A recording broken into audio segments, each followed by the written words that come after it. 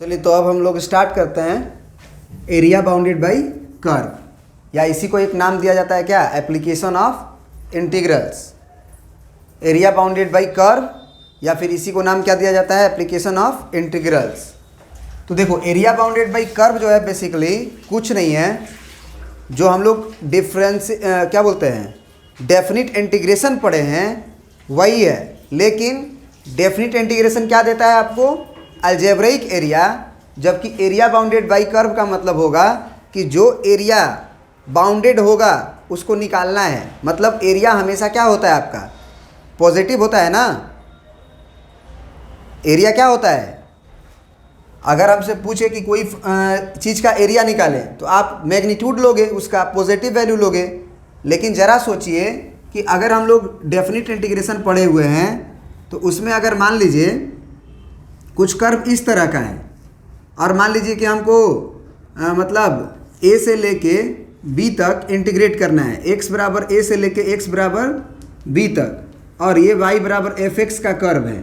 तो जब हम आपका इंटीग्रेशन करते हैं फंक्शन का फ्रॉम x बराबर a टू फ्रॉम x बराबर b dx, तो वो जो है बेसिकली क्या देता है, ये एरिया और ये एरिया को जोड़ के देता है या फिर जोड़ घटा के देता है, जोड़ घटा के देता है। मतलब वो देता है a1 माइनस a2 का वैल्यू, क्योंकि एरिया को हम हमेशा बोलते हैं कि पॉजिटिव मान के चलो। तो एरिया को यदि तुम पॉजिटिव मान के चलोगे तो ये a2 भी पॉजिटिव है, लेकिन डेफिनिट इंटीग्रेशन अगर तुम फ्रॉम a टू b कर दिए fx dx का, तो वो a1 में से a2 को घटा के जितना आएगा वो देगा।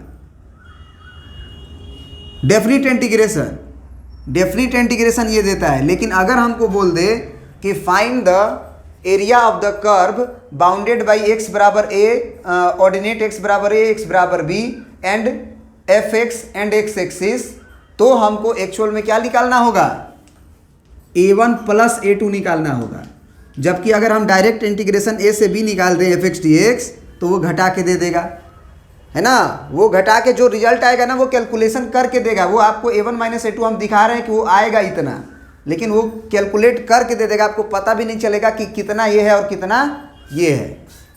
तो बस यही अंतर है डेफिनिट इंटीग्रेशन में और एरिया बाउंडेड बाय कर्व में, है ना। तो ज़रा बताइए आप कि क्या इसमें हमें ये पता करने की ज़रूरत नहीं है कि फंक्शन ऊपर है या नीचे है, फंक्शन का ग्राफ ऊपर है या नीचे है। क्योंकि नीचे होगा तो हमको मालूम है कि एरिया डेफिनिट इंटीग्रेशन से आएगा, लेकिन वो नेगेटिव आएगा, तो उसमें हम एक और माइनस लगा देंगे। जैसे मान लीजिए कि आपका इंटीग्रेशन हो कुछ इस तरह के कर्व का, और ये हमारा एक्स एक्सिस हो, है ना, ये ओरिजिन हो और ये एक्स एक्सिस हो। तो अगर हम मान लीजिए कि x बराबर a से लेके x बराबर b तक इंटीग्रेट करें तो हमको ये एरिया देगा। अगर हम ये करें a से लेके b तक fx dx, तो ज़रा बताइए ये इंटीग्रेशन हमको, अगर ये a1 है, ये एरिया 1 है, तो ज़रा बताइए वो माइनस a1 देगा कि प्लस a1 देगा। अगर a से b तक fx को इंटीग्रेट करें तो हमको माइनस a1 मिलेगा कि a1 मिलेगा, माइनस a1 मिलेगा, क्योंकि हम लेफ्ट टू राइट तो गए हैं लेकिन हमारा कर्व नीचे हो गया है। तो definite integration gives algebraic area, मतलब एरिया विथ साइन, नीचे होगा तो वो माइनस देगा, ऊपर होगा तो वो प्लस देगा। तो ये सब चीज़ें अगर हम ऑब्जर्व करें डेफिनिट इंटीग्रेशन में, हम पहला लेक्चर में ही डेफिनिट इंटीग्रेशन में पढ़ाए थे कि definite integration gives algebraic area, तो वहाँ से अगर डील किया जाए तो ये समझना बहुत ज़रूरी है कि बस एरिया बाउंडेड बाय कर्व में क्या करना होगा कि इसमें हमको एक मॉड लगा देना होगा। लगा देना होगा कि नहीं लगा देना होगा, या डायरेक्ट हम लोग को a1 बराबर लिखना होगा minus of integration of a to b और fx dx। इस क्वेश्चन के लिए अगर हम एक माइनस लगा दें और a से लेके b तक fx dx को इंटीग्रेट करें तो वो एरिया हमारा पॉजिटिव आएगा। सही बात है।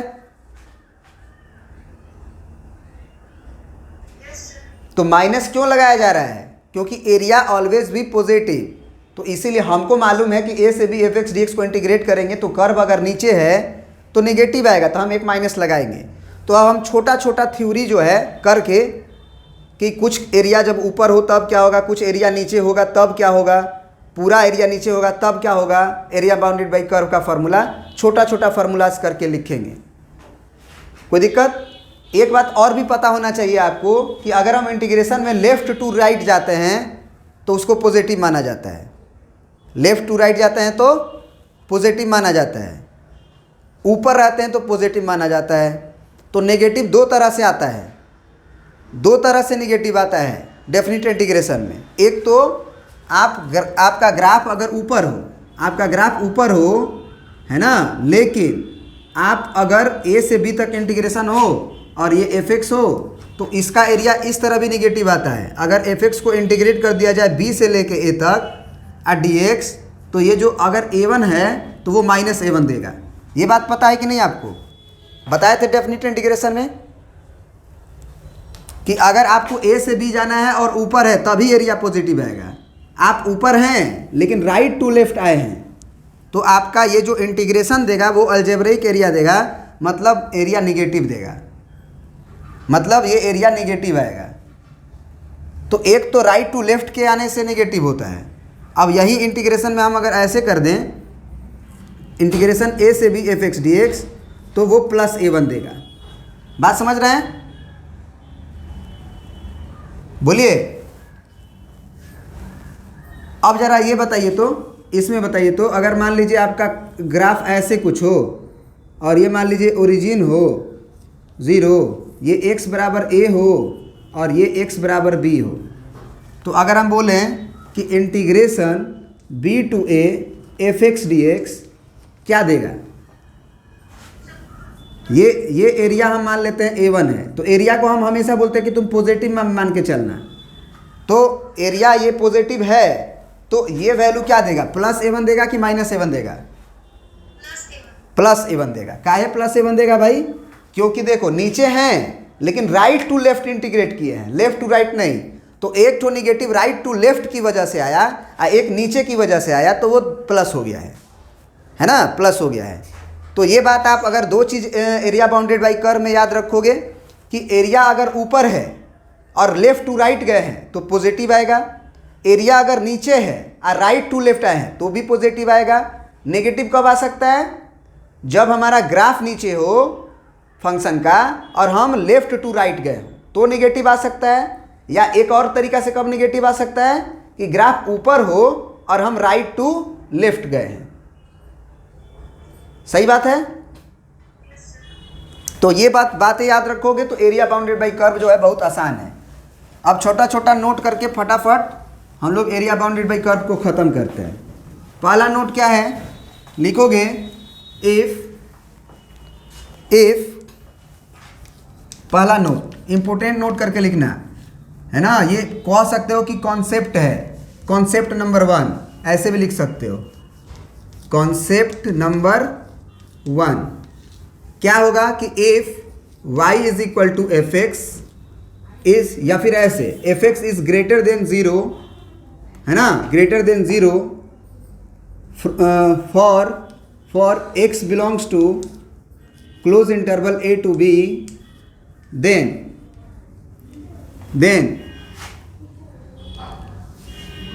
integration of fx dx from a to b is also positive। होगा कि नहीं होगा? अगर हमारा फंक्शन ऊपर हो, अगर हम x belongs to close interval a to b बोल दिए तो ये तो तय हो गया ना कि a छोटा है b से। नंबर लाइन पे आपको बताया गया है ना कि a और b, क्लोज का मतलब ये होता है। तो अगर ये दे दिया गया तो कभी भी b पहले नहीं आ सकता है। a मतलब, इसका कहने का मतलब ये है कि a छोटा है b से, a पहले आएगा b बाद में आएगा।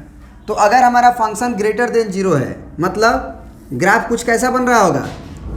ऊपर कहाँ से कहाँ के बीच में बोला है कि एफ एक्स ग्रेटर देन 0 है, तो x बराबर a से लेके x बराबर b तक। तो उस समय ये जो चीज़ है वो पॉजिटिव आएगा। कोई दिक्कत? बोलिए। यहां तक समझ में आ रहा है?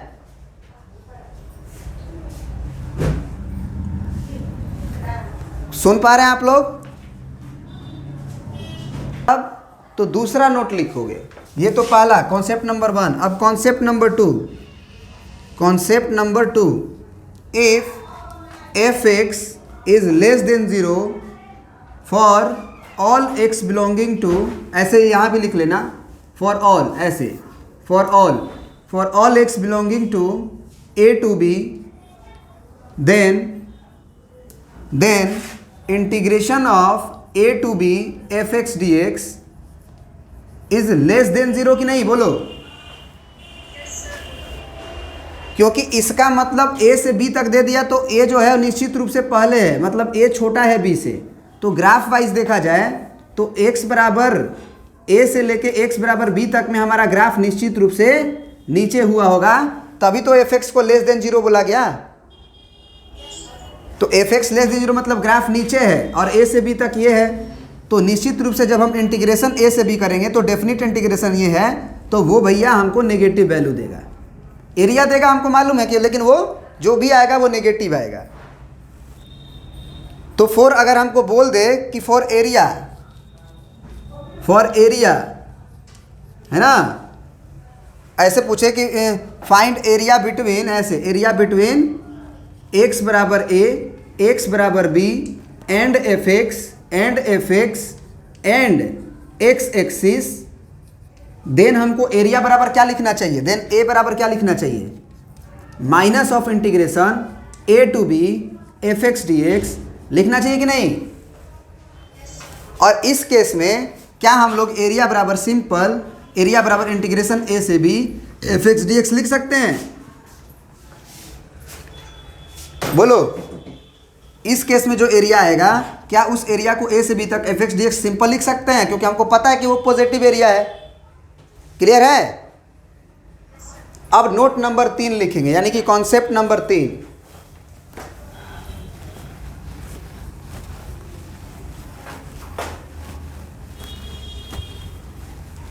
कॉन्सेप्ट नंबर 3 क्या लिखेंगे कि इफ f(x)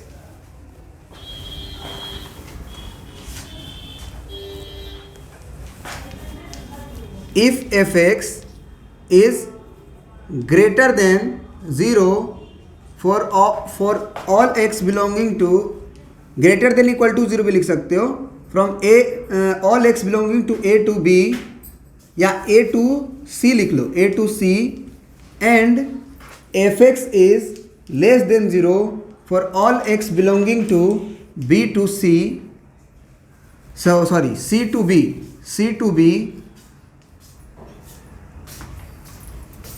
then इंटीग्रेशन, या फिर हम बोले कि then area is equal to, तो पहले ग्राफिकली समझो कि हो क्या रहा है। ग्राफिकली समझो, ये x एक्सिस है मेरा, ये y एक्सिस है हमारा, और a से c है और फिर c से b है।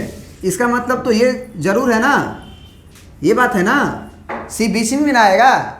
x अगर a से c जा रहा है मतलब a छोटा है, c तक जा रहा है, फिर अगर c से b तक जा रहा है मतलब c तो निश्चित रूप से बीच में ही है। अब बीच में है तो कुछ घटना ऐसे हो रहा है कि ऐसे कुछ गया। अब यहाँ पे क्या है कि x बराबर a है, ये पॉइंट पे x बराबर b है ना, और ये पॉइंट पे तुम्हारा क्या है, ये पॉइंट पे c है और ये पॉइंट पे x बराबर b है। तो इस समय अगर हम एरिया बराबर लिखना चाहें तो ज़रा बताओ, क्या हमें इंटीग्रेशन ऐसे लिखना चाहिए?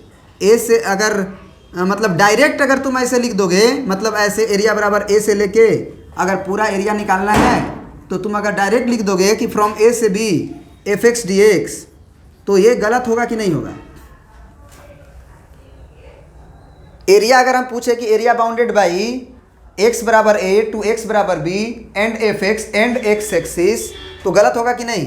लिख लो, एरिया बाउंडेड बाई y बराबर f(x) एंड ऑर्डिनेट x बराबर a, x बराबर b एंड x एक्सिस। तो क्या ये वाला इंटीग्रेशन अगर तुम ऐसे लिख दोगे कि a से लेके b तक f(x) dx, तो क्या ये गलत होगा कि नहीं? क्यों गलत होगा?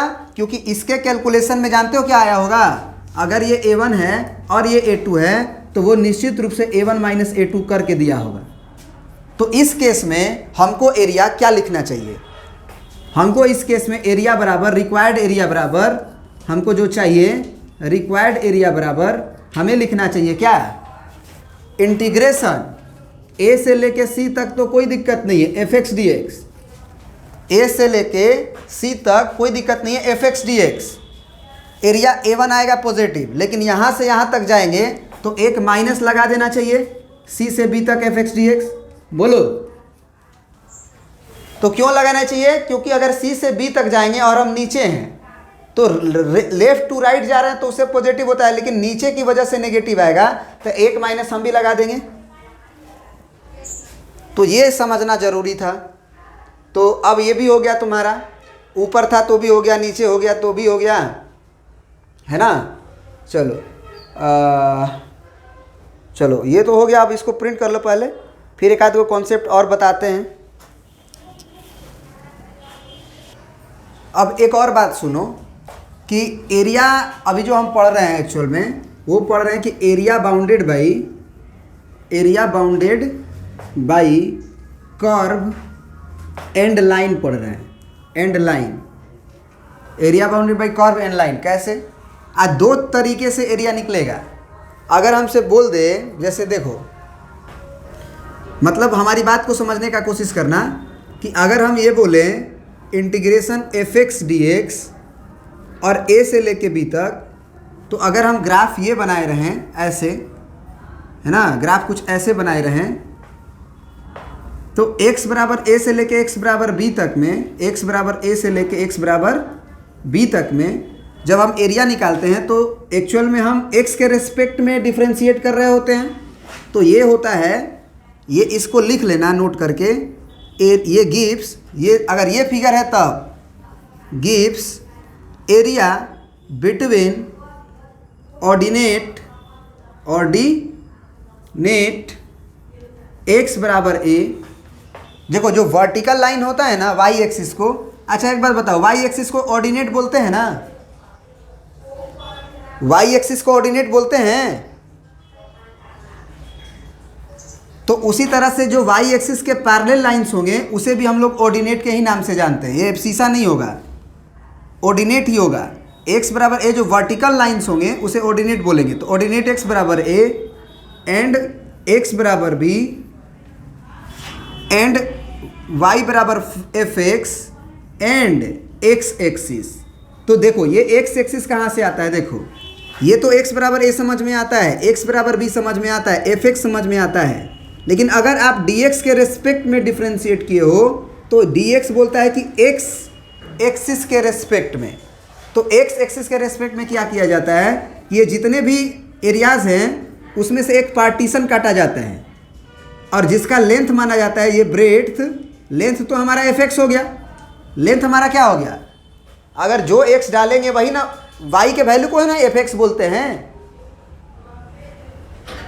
तो y बराबर ये fx हो गया और ये एक रेक्टेंगल है अगर, तो हम इसका एलिमेंट्री लेंथ को मतलब ब्रेड्थ को, ये जो ब्रेड्थ दिखाई दे रहा है उसे हम dx बोल सकते हैं। तो अगर fx और dx का जो रेक्टेंगल है उसको हम मल्टीप्लाई कर दिए तो एरिया ऑफ रेक्टेंगल हो गया। अगर उसको इंटीग्रेट कर दिए a से लेके b तक तो उस तरह से छोटे छोटे जो स्ट्रिप्स मिलेंगे हमको किसके परपेंडिकुलर, x एक्सिस के परपेंडिकुलर, वो एरिया ये दे देगा। लेकिन अगर यही इंटीग्रेशन अगर हम ऐसे कर दें, इंटीग्रेशन कहाँ से कहाँ तक, मान लो तो c से लेके d तक और fy dy कर दें, तो अब जो एरिया देगा वो किसके किसके बीच में देगा?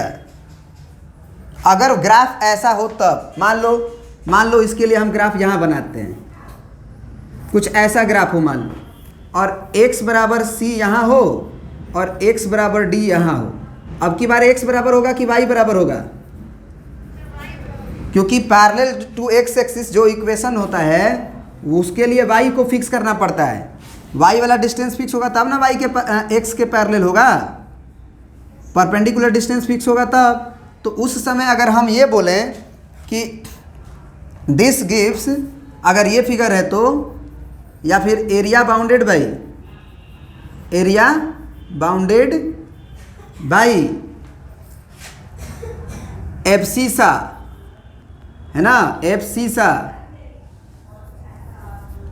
X is Y is equal to C and Y is equal to D and F Y, है ना, फंक्शन एफ वाई, एक्स बराबर एफ वाई लिखो तो और बढ़िया है, F Y and Y axis.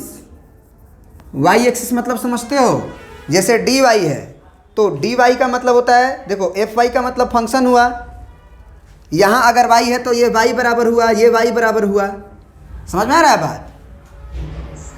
तो अगर ये वाई बराबर हुआ और डी वाई है मतलब वाई एक्सिस के रेस्पेक्ट में, तो वाई एक्सिस के रेस्पेक्ट में मतलब अगर हम ग्राफ वहाँ बनाए थे एक्चुअल में कुछ ऐसे करके, तो ये ओरिजिन है, ये मेरा y बराबर c है और ये हमारा y बराबर d है, तो हमारा x बराबर जो एफ वाई फंक्शन है वो तो ये है, फिर y बराबर c लाइन ये है, y बराबर d लाइन ये है, और एक्चुअल में अब y के रेस्पेक्ट में डिफ्रेंशिएट करना, इंटीग्रेट करना है, तो y एक्सिस ये है, तो ये एरिया देगा।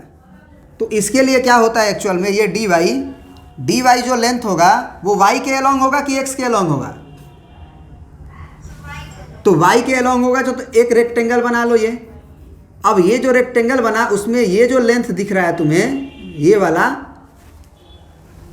ये जो लेंथ दिख रहा है तुम्हें ये वाला, यही क्या है तुम्हारा, ये dy है, और ये जो है वो लेंथ कितना है, ये fy है। तो fy तो हो गया इस रेक्टेंगल का क्या लेंथ, और जो dy हो गया वो हो गया ब्रेड्थ, तो लेंथ इंटू ब्रेड्थ एरिया हो गया। अगर c से लेके d तक इंटीग्रेट किए हैं तो इंटीग्रेशन क्या देता है, छोटे छोटे स्टेप्स को इंटीग्रेट करके वो दे देता है। तो कभी कभी क्या होता है कि एरिया बाउंडेड बाई कर्व निकालने के लिए हम लोग x एक्सिस के रेस्पेक्ट में इंटीग्रेट करने से बचते हैं और y एक्सिस के रेस्पेक्ट में इंटीग्रेट कर देते हैं, क्योंकि क्वेश्चंस आपके सामने ऐसे भी उपस्थित होंगे जिसके लिए x एक्सिस पे इंटीग्रेट करना और एरिया निकालना मुश्किल होगा, नहीं निकाल पाएंगे जल्दी से, है ना। तो उस समय हम उलट के करेंगे, उलट के सोचेंगे, और ऐसे क्वेश्चन भी आपके सामने मिलेंगे। तो ये बस ऐसे ही दे दिए, बता दिए, ताकि आपको क्वेश्चन जब मिले तो आप कभी ना कभी एक्स एक्सिस पे भी इंटीग्रेट करने का आदत रहे और वाई एक्सिस पे भी इंटीग्रेट करने का आदत रहे। ये हो गया आपका, बोलिए। अब एक काम करते हैं, अब जो है ना हम कुछ क्वेश्चंस बनाते हैं, आपके एनसीईआरटीज़ के कुछ क्वेश्चंस बनाते हैं, तब जाके और क्लियर होगा। अच्छा, पहले एक और बात बताओ, क्या इसमें हमको फंक्शन का ग्राफ बनाना जरूरी है कि नहीं? क्योंकि अगर ग्राफ बनाने नहीं आएगा तो हमको पता ही नहीं चलेगा कि ग्राफ नीचे है कि ऊपर है, और जब हमको पता नहीं चलेगा कि ग्राफ ऊपर है कि नीचे है तो हम सिंपल इंटीग्रेशन जब करेंगे तो वो एरिया पॉजिटिव भी दे सकता है, एरिया निगेटिव भी दे सकता है, और ऐसा भी हो सकता है कि ग्राफ का कुछ पार्ट अगर ऊपर रहता और कुछ पार्ट नीचे रहता, और डायरेक्ट हमको अगर एरिया बाउंडेड बाई एक्स बराबर ए से लेके एक्स बराबर बी पूछा है, तो हम डायरेक्ट अगर integration F X D x कर दें ए से लेके बी तक, तो वो एक्चुअल एरिया नहीं दिया होगा, वो एरिया को मैनेज करके दिया होगा, मतलब a1 माइनस a2 करके दिया होगा। तो इसमें एरिया बाउंडेड बाई कर्व में ग्राफ का बनाने आना बहुत ही ज़रूरी है। ग्राफ अगर नहीं बनेगा तो आपको पता ही नहीं चलेगा कि हमको जब एरिया बाउंडेड बाई कर्व निकालना होता है, एरिया बाउंडेड बाई कर्व का मतलब जितना भी एरिया बाउंडेड हो रहा है, बंद हो रहा है। जैसे हमारा एक लाइन है, ये एक्स एक्सिस हमारा लाइन है और ये फंक्शन है, तो इसके अंदर जो बंद हो रहा है एरिया वो पूरा निकालना है अगर, तो आपको a1 माइनस a2 थोड़ी निकालना है, आपको a1 प्लस a2 निकालना है। लेकिन इंटीग्रेशन से अगर हम a1 पूछें तो a1 का वैल्यू आएगा a से लेके, अगर हम c तक बोल दें तो a से c तक f(x) dx, इसमें कोई दिक्कत नहीं है। लेकिन a2 का वैल्यू अगर आप c से लेके b तक निकालते हो अगर f(x) dx, तो ये नहीं आएगा, इसमें माइनस लगाने के बाद a2 आएगा, मानते हो ना। a2 का वैल्यू माइनस लगाएंगे जब इसमें, तब वो प्लस में करके देगा, मतलब a2 प्लस में करके देगा, तब जोड़ेंगे। आ रहा है बात समझ में? बढ़िया है। अब ये समझ में आ गया तो अब देखो, अब तो क्वेश्चन इजी हो जाना चाहिए अगर आप समझ गए हो तो। अब एक आध क्वेश्चन करते हैं, आपको पता चलेगा। ग्राफ ट्रेसिंग नहीं करने आएगा तो क्या दिक्कत होगा। हाँ, तो अभी बस ये ध्यान रखो कि अभी जो हम एरिया पढ़ रहे हैं वो एक लाइन और एक मतलब एक्स एक्सिस और फंक्शन के बीच में या वाई एक्सिस और फंक्शन के बीच में। इसके बाद हम लोग पढ़ेंगे एरिया बिटवीन टू कर्व्स, दो कर्व्स के बीच में जो एरिया बाउंडेड होता है वो। तो ज़रा एक आध क्वेश्चन लेते हैं 8.1 का। जैसे मान लो पहला क्वेश्चन है आपका, लिख देते हैं। चलिए, अब क्या है क्वेश्चन कि find the area of the region bounded by the curve Y square बराबर एक्स। तो सबसे पहले आपको वाई स्क्वायर बराबर एक्स बनाने आना चाहिए कि नहीं। अब मान लो हम भूल गए, तो ये बात तो पता है कि ये वाई स्क्वायर बराबर एक्स है तो पैराबोला होगा। अब ये पता नहीं चल पा रहा है कि ऊपर खुलेगा कि राइट खुलेगा कि लेफ्ट खुलेगा कि नीचे खुलेगा। तो उसके लिए एक हिंट बता देते हैं कि वाई स्क्वायर अगर है तो वाई स्क्वायर का वैल्यू क्या आएगा, पॉजिटिव कि निगेटिव। तो एक्स जो वेरी कर रहा है उस एक्स को क्या होना चाहिए, पॉजिटिव कि निगेटिव। एक्स ऑलवेज क्या होना चाहिए, क्योंकि वाई स्क्वायर वैल्यू है एक्स का, मतलब एक्स बराबर वाई स्क्वायर है, तो एक्स ऑलवेज पॉजिटिव होना चाहिए। लेकिन वाई का वैल्यू निगेटिव भी हो सकता है, तो एक्स ऑलवेज पॉजिटिव होना चाहिए। वाई का स्क्वायर है तो वाई को हम नेगेटिव भी रख सकते हैं, पॉजिटिव भी रख सकते हैं, लेकिन आउटपुट पॉजिटिव देगा। तो एक्स पॉजिटिव किधर होता है, राइट साइड होता है ना। तो ऐसे कर देंगे ग्राफ। फिर बोल रहा है कि एंड द लाइन एक्स बराबर 1। तो एक्स बराबर 1 तो हमारा ये ओरिजिन है, तो एक्स बराबर 1 तो वर्टिकल होगा ना, और एक्स बराबर 4 ये होगा, एक्स बराबर 4। तो एक्चुअल में एरिया तो 2 को बन रहा है।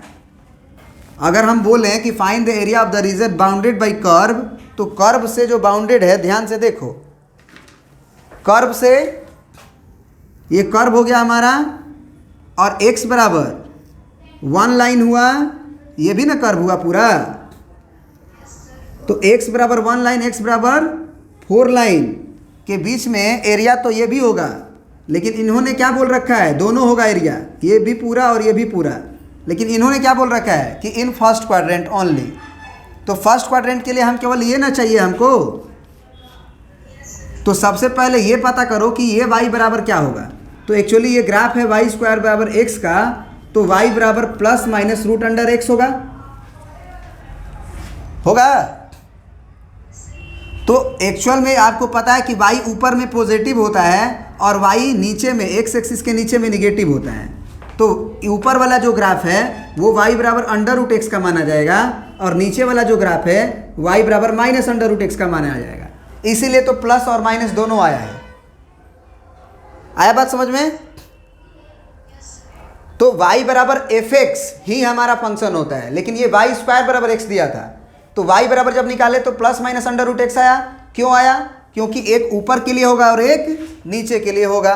तो अगर हमको एरिया पूछा है तो हम डायरेक्ट लिखेंगे कि रिक्वायर्ड एरिया बराबर इंटीग्रेशन। अब तुम खुद बताना हम जो लिख रहे हैं वो सही लिख रहे हैं कि नहीं। अंडर रूट एक्स मतलब ऐसे लिखो पहले, एफ एक्स टी एक्स, और कहाँ से कहाँ तक, 1 से लेके 4 तक। और एफ एक्स का नाम क्या लिखना चाहिए हमें, y का वैल्यू। तो y है अंडर रूट एक्स, तो under root X D X. समझ में आया बात? बोलो। तो इसका इंटीग्रेशन कितना हो जाएगा, x का power 1/2 plus 1 divided by 1/2 plus 1। कहाँ से कहाँ तक, 1 से लेके 4 तक। तो ये आएगा x का पावर कितना, ये आएगा 3/2, तो ऊपर आके 2/3, और ये आएगा x का पावर 3/2, और पावर लिखना है हमको, सॉरी 4 और 1, तो ये 2/3 बाहर कर लो और 2 ब्रैकेट बनाओ माइनस में करके। एक में जब हम 4 रखेंगे यहाँ पे तो 4 का पावर 3/2 क्या होगा एक्चुअल में, 4 का पावर 3/2 होगा। अब 1 रखेंगे तो 1 का पावर 3/2 होगा। तो ज़रा बताओ इस 4 को हम लोग 2 का स्क्वायर लिख सकते हैं कि नहीं। तो इसका मतलब 2/3 के मल्टीप्लाई में आएगा 2 का पावर 2 इंटू 3/2, और माइनस 1 का पावर कुछ भी हो 1 हो जाएगा, ये 2 से 2 कट जाएगा, तो 2/3 और गुने 2 दूना 4 दूना के 8, 8 में से 1 गया 7, तो आंसर हो गया 14/3। समझ में आया? बोलो। अब जो है नेक्स्ट क्वेश्चन आप बना सकते हो, वही उसी तरह का है।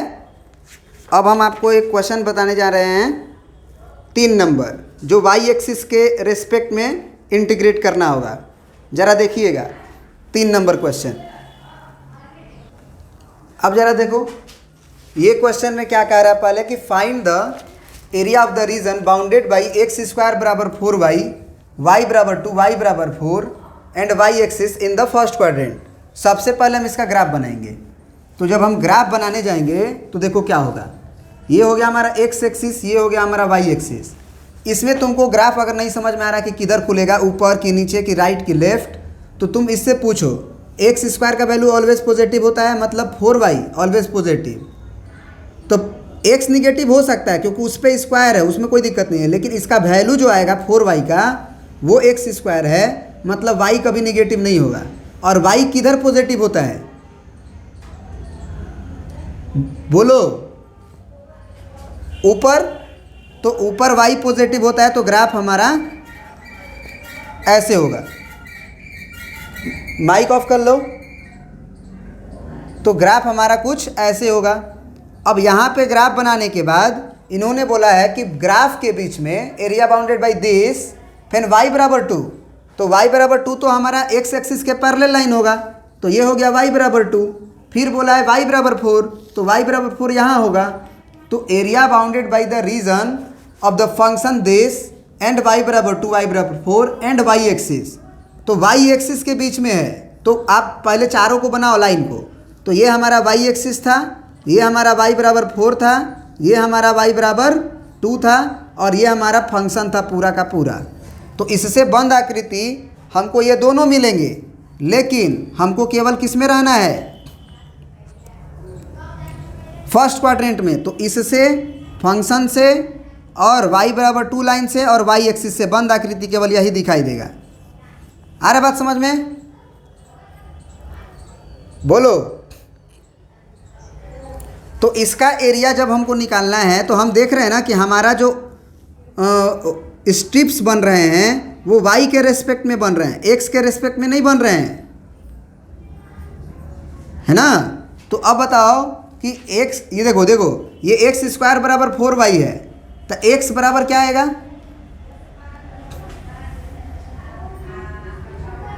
Plus minus under root 4y, मतलब plus minus 2 under root Y. तो ज़रा बताओ, एक आया है x बराबर 2 रूट अंडर वाई और एक आया है x बराबर -2 रूट अंडर वाई। तुम खुद बताओ, रूट अंडर वाई कभी पॉजिटिव निगेटिव आ सकता है? नहीं ना, root under Y always positive. तो अगर x का वैल्यू पॉजिटिव आया है तो मतलब राइट वाला पार्ट, तो राइट वाला पार्ट का नाम x बराबर 2 रूट अंडर वाई होगा। और अगर माइनस बाहर है और ये हमको मालूम है कि ये इस इधर से तो पॉजिटिव ही आएगा, तो मतलब ये पॉजिटिव और एक माइनस के लग जाने से नेगेटिव, तो ये वाला जो पार्ट है उसका नाम हमारा क्या आएगा? x बराबर -2 रूट अंडर वाई। आया बात समझ में? तो यहाँ पे हमको जो इंटीग्रेट करना है वो आपको इंटीग्रेट कैसे करना है होगा? y के रेस्पेक्ट में कि x के रेस्पेक्ट में? जो हॉरिजॉन्टल स्ट्रिप बनेगा, मतलब लेंथ और ब्रेड्थ, उसको ज़रा ध्यान से देख लेना। ये लेंथ x को डिनोट कर रहा है कि y को? ये जो हाथ हम हिला रहे हैं x एक्सिस पे चल रहे हैं ना, बोलो। तो वो x हो गया, मान लो ये लेंथ x हो गया तुम्हारा। कभी कभी कन्फ्यूजन जब होता है बच्चों को तो ये देख लिया करो कि ये जो हाथ मेरा चल रहा है वो किधर की ओर चल रहा है। तो ये x हुआ, एक्चुअल में x हुआ, और ये स्ट्रिप क्या बोलेंगे हम? ये लेंथ जो है उसको हम लोग dy बोलते हैं। y के अलोंग है तो एलिमेंट्री dy, तो ये dy हुआ और ये x हुआ। यही गड़बड़ होता है एक्चुअली, यहाँ पे वो y लिख देता है जबकि वो x लिखना पड़ेगा। तो x dy लिखने के बाद अब y बराबर यहाँ लिखते हैं, तो y बराबर और y बराबर यहाँ लिखेंगे यहाँ से देख के। तो y बराबर कहाँ से कहाँ तक? 2 से लेके 4 तक। तो यहाँ भी देखना है कि हम नीचे से ऊपर जा रहे हैं कि ऊपर से नीचे आ रहे हैं। तो एक्चुअल में हम नीचे से ऊपर जा रहे हैं और हमारा फंक्शन राइट साइड है, तो एरिया नेगेटिव नहीं आएगा।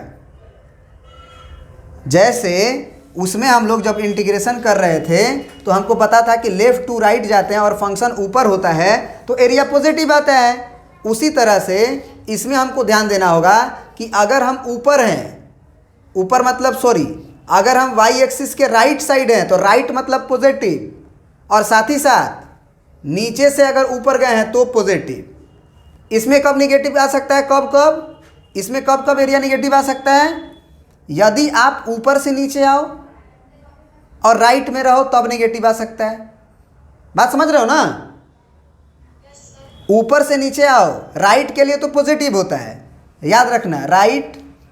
राइट में रहोगे तो पॉजिटिव है ना, और नीचे से ऊपर जाओगे मतलब डाउन से अबव जाओगे तो पॉजिटिव। तो नेगेटिव कब कब हो सकता है? अगर राइट जाओ लेकिन डाउन से अबव ना जाके अबव से डाउन आ जाओ, राइट रहो लेकिन डाउन से माने अबव से डाउन आ जाओ, तब एरिया नेगेटिव आएगा। तो उस समय माइनस लगा के उसको क्लेरिफाई करेंगे। और क्या नेगेटिव आ सकता है कि हम लेफ़्ट टू राइट तो जाएं लेकिन हमारा ग्राफ हो लेफ़्ट साइड, हमारा ग्राफ हो लेफ़्ट साइड। जैसे कि इसमें बोलते थे कि अगर हम नीचे हैं और लेफ़्ट टू राइट जाएंगे तो नेगेटिव आएगा, उसी तरह इसमें बोलेंगे कि अगर लेफ़्ट हो और नीचे से ऊपर जाएं तो नेगेटिव आएगा। और पॉजिटिव कब आ सकता है कि लेफ़्ट तो हो लेकिन ऊपर से नीचे हो। मतलब जब इंटीग्रेशन करें तो 4 से 2 करें, तो जब 4 से 2 करेंगे और राइट माने लेफ़्ट भी हैं तो 2 गो नेगेटिव आने की वजह से पॉजिटिव आ जाएगा। तो ये बात अपने दिमाग में घुमाते रहना है, और ये बात बहुत बड़ी नहीं है जो आप नहीं घुमा सकते हो। समझ में आ गया बात? इसको इस क्वेश्चन में बताने की कोई आवश्यकता नहीं थी, बस इसीलिए बता दिए क्योंकि अगर अगला कोई क्वेश्चन रहेगा तो आप ऐसे सोच सकते हो। अब ज़रा बताओ कि राइट वाला एक्स लिखना है ना तुमको, पॉजिटिव एरिया लिखना है, तो क्योंकि 2 से 4 तो आप नीचे से ऊपर गए हो डी वाई में। अब वाई है अगर, तो हमको वाई एक्सिस के राइट साइड रहना होगा। तो वाई एक्सिस के राइट साइड कब होगा? जब y बराबर एक्स बराबर 2 रूट वाई होगा तब, कि x बराबर -2 रूट वाई होगा तब? बहुत बढ़िया। तो यहाँ 2 से लेके 4 तक और यहाँ पे 2 रूट अंडर वाई, एक्स बराबर 2 रूट अंडर वाई और डी वाई, तो कोई दिक्कत नहीं है, वाई के रेस्पेक्ट में करना है। ये भी वाई है तो 2 बाहर और वाई का पावर 1/2 + 1 डिवाइडेड बाई 1/2 + 1। इंटीग्रेशन हो गया, 2 से लेके 4 तक डालना है। अब ये y का पावर, y का वैल्यू कितना आ जाएगा जी? 3/2, और नीचे से जो 3/2 आएगा ऊपर होकर 2/3 होगा, तो यानी कि 4/3 हो जाएगा। चलो 4/3 हो गया। अब जो है वैल्यू को डाल के निकालते हैं। इसको मिटा सकते हैं, ग्राफ को मिटा सकते हैं।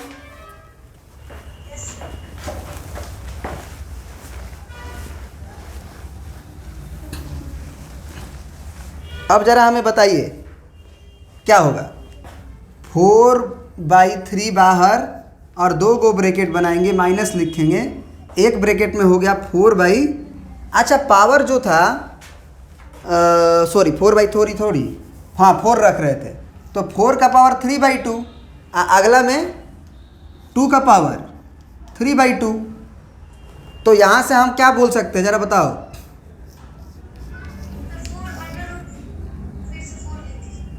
ये 2 का पावर नहीं हो जाएगा ऐसे, 2 का पावर 2 उसका पावर 3/2 -2 का पावर ये तो रहेगा भाई, ये नहीं जा सकता है। 2 का पावर 1 ही रहेगा, 3/2 ही रहेगा। ये 2 से 2 कटेगा तो 4/3, और ये होगा 2 दूना के 4 दूना के 8 और माइनस, इसे हम लोग 2√2 लिख सकते हैं। कैसे? तो देखो 2 का पावर अगर 3/2 है तो 2 का पावर 1 + 1/2 लिख सकते हैं, क्योंकि 3/2 आ जाएगा। और फिर हम 2 का पावर 1 × 2 का पावर 1/2 लिख सकते हैं। तो 2 बाहर हो गया, आइए 1/2 के लिए √2 हो गया। या एक और तरीका देखो, 2 का पावर अगर 3/2 है तो इसको ऐसे लिखा जा सकता है 2 का पावर में 3 और जहाँ जो 2 होता है वो यहाँ लिख सकते हैं। अब ये क्या बोलता है कि 3 गो एक जैसा हो और यहाँ 2 हो तो 2 गो में से एगो बाहर निकाल लो, एगो रहने दो। तो यहाँ से भी समझ सकते हो 2√2 कैसे आया। आंसर आया है कि नहीं देख लो आप, आंसर देख के क्लियरिफाई हो लो। चलिए तो अब जो है नेक्स्ट जो है हम लोग अगले क्लास में पढ़ते हैं, ठीक है ना। Thank you.